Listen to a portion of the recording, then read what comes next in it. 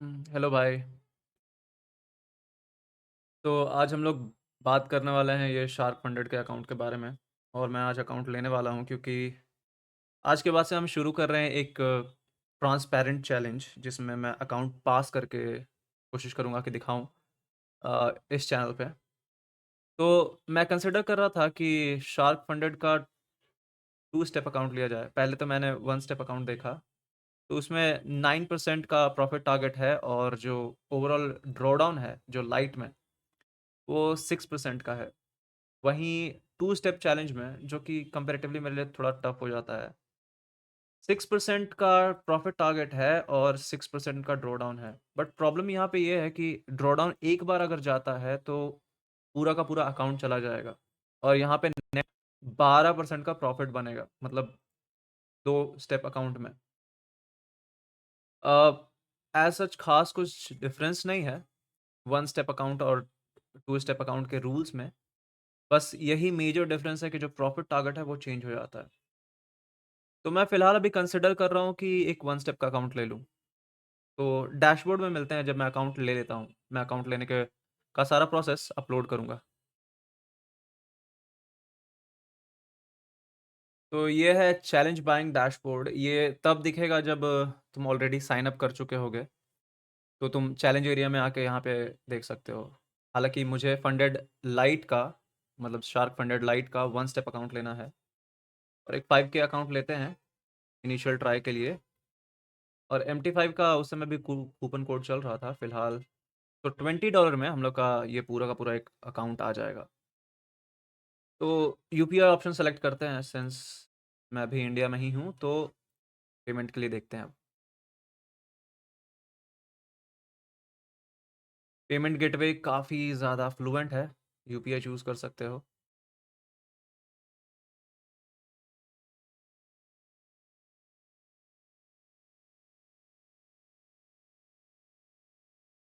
तो यहाँ पे तुमको क्या करना होता है कि सबसे पहले तो जो पेमेंट डिटेल होता है हर किसी के लिए, वो इंडिविजुअल होता है। मतलब कि ये चेंज होते रहता है, तो तुम थोड़ा केयरफुल रहना क्योंकि यूपीआई आईडी हर बार पेमेंट के लिए बदलेगा। तो अगर तुम अकाउंट ले रहे हो तो जो जिस अकाउंट में मैं पेमेंट करने वाला हूँ, पॉसिबली वो अकाउंट सेम नहीं रहेगा। और अपना नाम सही से डालना और अपलोड जो करोगे पेमेंट का प्रूफ, वो यहाँ पे कर सकते हो। एग्जाम्पल्स ऑलरेडी यहाँ पे दिया हुआ है कि ऐसा दिखना चाहिए, या फिर अगर फ़ोन पे से कर रहे हो तो ऐसा दिखना चाहिए। तो अ, चलो पेमेंट करते हैं अब।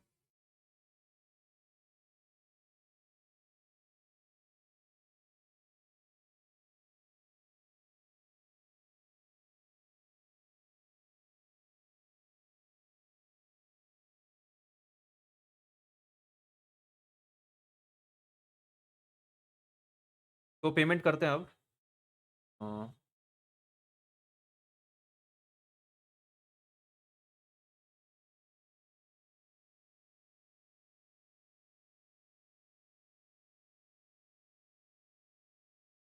तो ये मेरा पेमेंट हो चुका है और अब मैं स्क्रीनशॉट अपलोड करूँगा।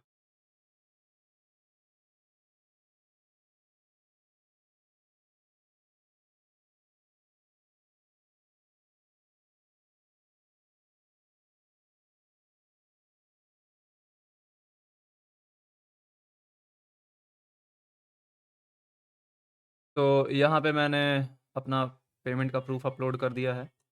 नाम डालते हैं और आगे बढ़ते हैं। तो यहाँ पे प्रोसीड करने के बाद क्लियर कट यहाँ पे पेमेंट हो चुका है, मेथड। अब देखते हैं बैंक प्रोसेसिंग ऑर्डर कंप्लीट हो गया, मतलब विदिन पेमेंट के लगभग 5 मिनट के अंदर-अंदर या फिर 2-3 मिनट के अंदर-अंदर ये ऑर्डर कंप्लीट हो चुका है। पेमेंट उन्होंने कंफर्म कर लिया है। अब देखते हैं कि अकाउंट कितनी देर में मिलता है। तो ये अपने को अकाउंट मिल चुका है 5K का 1 स्टेप अकाउंट। तो ये उसका डैशबोर्ड है और यहाँ पे पासवर्ड वगैरह देख सकते हैं। जो ग्रोथ वगैरह है यहीं पे दिखेगा। तो अपने को मेन करना ये है कि इसका 9% बनाना है प्रॉफिट में, मतलब $450। और जो मैक्सिमम लॉस है एक दिन का, वो $150 ही है। मैं कोशिश करूँगा कि इसको $0.5 पर ट्रेड के हिसाब से ट्रेड करूँ और हर दिन एक ही ट्रेड करूँगा। तो देखते हैं कि अकाउंट कैसा जाता है।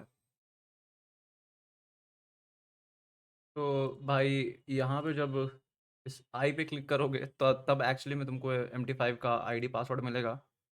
मेरे को भी यहाँ पे मिल चुका है। मुझे ये फिगर आउट करने में थोड़ा टाइम लग गया कि ये MT5 का आईडी पासवर्ड कहाँ पे है, क्योंकि नॉर्मली इधर शो कर रहा होता है। तो चलो अब MT5 में चलते हैं और देखते हैं कि स्प्रेड वगैरह कैसा है। और एग्जीक्यूशन मैं जब करूँगा तो तुमको दिखाऊंगा कि एग्जीक्यूशन में कैसा एग्जीक्यूशन रहता है। तो स्क्रीनशॉट्स वगैरह भी अपलोड कर दूंगा जो अपना कम्युनिटी है उसमें। और साथ में मैं वीडियो अपलोड करूंगा कि मैंने कैसे ट्रेड लिया, और लाइव भी आऊँगा। तो चलो अब थोड़ा सा उधर स्प्रेड देख लेते हैं।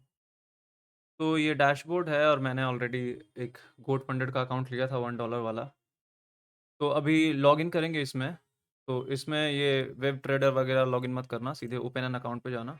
यहाँ सर्च करना कंपनी, मैंने ऑलरेडी सर्च करा है। तो पहले इस पे करते हैं, नेक्स्ट करते हैं। यहाँ जो लॉगिन आईडी क्रेडेंशियल्स मिला है उधर से उसको कॉपी करके पेस्ट करना।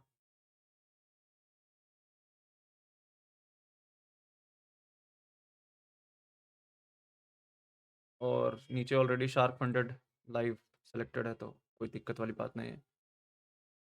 तो ये डायरेक्टली इनकमिंग मेल आ गया इस पे। तो इस पे से तुमको तुम्हारा वो चार्ट दिखना शुरू हो जाएगा, क्योंकि ये जो है यहाँ पे जो है वो गोट फंडेड का है तो नहीं दिख रहा। तो चलो चार्ट वगैरह लगा के देख लेते हैं। तो उसके लिए पहले इधर से सेलेक्ट करना होगा यूरो का चार्ट। देखो अभी आज मंडे है, तो मार्केट जो आज ओपन हुआ है उसके बाद से मूव कर रहा है। तो स्प्रेड देख लेते हैं कि 1 मिनट में स्प्रेड कैसा है। तो स्प्रेड तो एक्चुअली दिखता नहीं। आस्क प्राइस बिड प्राइस तुमको चेक करना पड़ेगा कि कितना डिफरेंस है।